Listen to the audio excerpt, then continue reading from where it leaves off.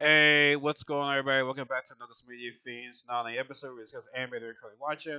I'm your host, Knuckles, aka the Lazy Man Big Ants, and we're coming back to you with coming back to you with Windbreaker season 2, episode 4, I believe. Yeah, episode 4. Episode 4, yeah, episode 4, yeah. And honestly, I feel as though this had to be one of the best episodes in terms of like a character, even though it's only 4 episodes in. This had to be one of the best episodes of character development that we've seen so far. And I get it, it's a show and we like our action, our animation, stuff like that.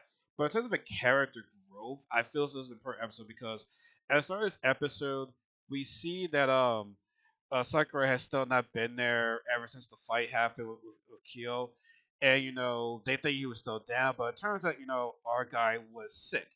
He sounded terrible on the phone right there. He hung up right there, and so Hayato and Neri, when they go buy some groceries, when they go get something to cheer him up, and they don't know where he lives, right?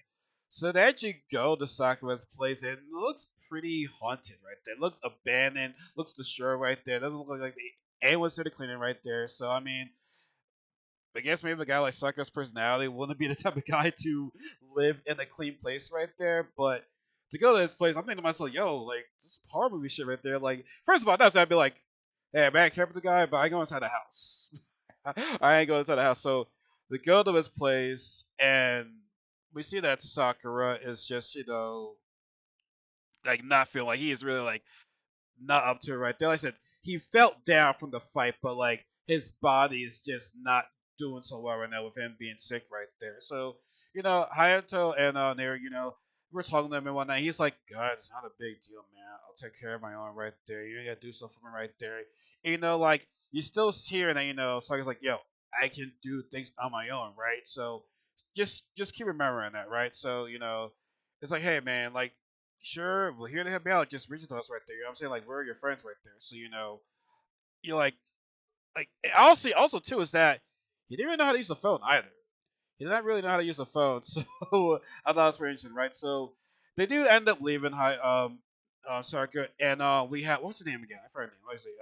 Koda. She actually comes in, with with some food, some groceries and stuff like that to help out as well. Also, before Kodo got there, Sakura did look inside the bag and see that everybody else said get well soon, brother, and stuff like that. Like he is very like not used to this at all, right there, and it's kind of like it's like why, right? So, Kula visits him and everything. She's basically telling me you can't do everything on your own as well, right? Like she's pretty much relying on the message that everybody else is saying to him, right? So it was nice to see her right there. Wait, was she in the last episode? No, I don't think she was in the last episode. My memory is being shot right there, but yeah, it was good to see her. Have that that nice brother and sister conversation away, right? Now, it is the next day at school. Sakura actually wanted to talk to Koji, by himself, right? And so Koji was like, okay, was it Kaji or Koji? I can't remember. It was Kaji. It was Koji. Kaji's like, okay, we gotta talk where nobody can see us, right?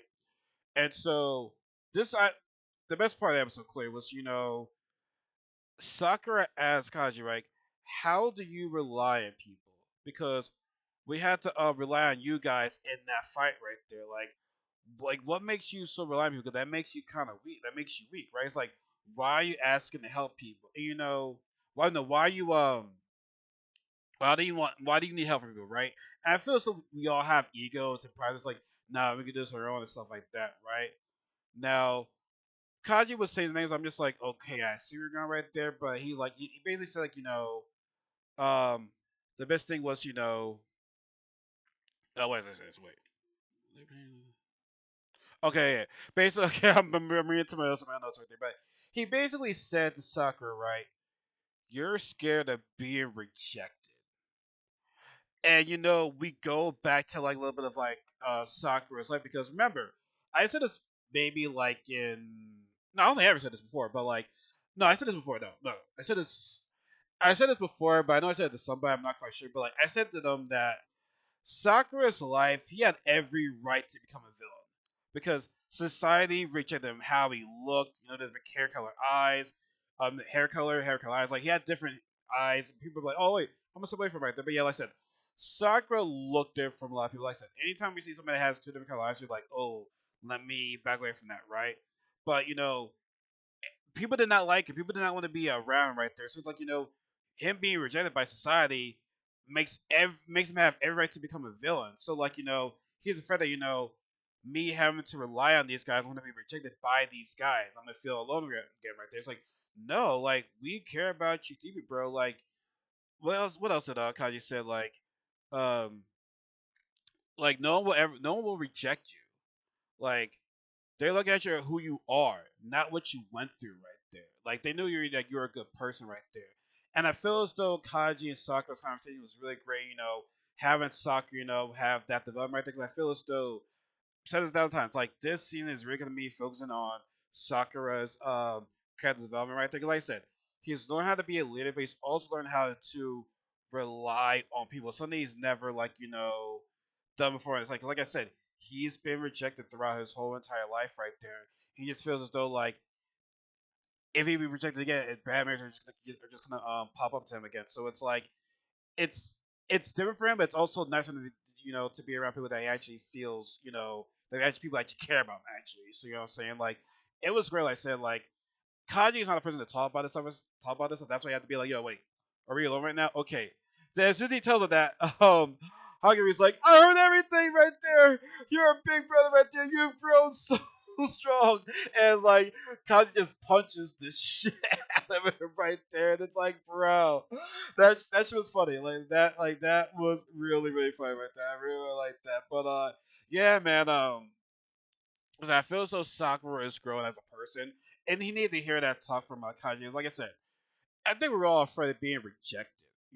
And like I said, Sakura has every right to feel that way, knowing his past, right? But like I said, they're never gonna reject you. They rely on you, like they love you, man. Like they don't care what you bring. They just know who you are right there. You just know you as a person. I feel as though he needed to have that conversation with Kaji, which is why I feel as though this episode was the best episode so far, in my opinion.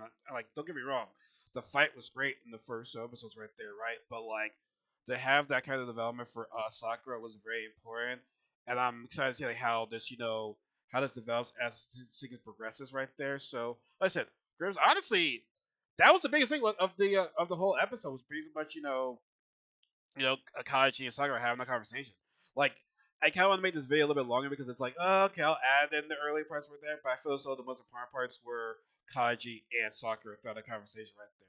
Like I said, we can relate to him. He has a right to have a villain story right there, a villain arc. But Sakura's not, and I love that about that man. Like he's been through the shit, like he's been through the tough times right there, but he's still a good-hearted person at the end of the day. So yeah, no, let me know what you guys think about this episode. Like I said, just simple, character development. Nothing too crazy right there. But as always, subscribe, like, comment, share, follow me on social media because in the description box below. And that's where Jay Cole say, everybody, there's no such thing as a life better than yours. Have a good day, everybody. Take care.